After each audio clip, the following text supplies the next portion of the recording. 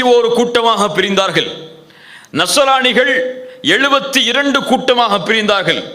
என்னுடைய சமூகம் 73 கூட்டமாக பிரியும். அதில் 72 கூட்டமும் நரகம் செல்லும், ஒரு கூட்டத்தை தவிர. ஏன் அந்த ஒரு கூட்டம் சொன்னாங்க? அந்த ஒரு கூட்டம் ஒரு கொள்கையில் தான் இருக்க முடியும், 2 கொள்கையில் இருக்க முடியாது. அந்த ஒரு கூட்டம் ஒரு கருத்தில் தான் இருக்க முடியும், 2 கருத்தில் பிரிஞ்சு போக முடியாது.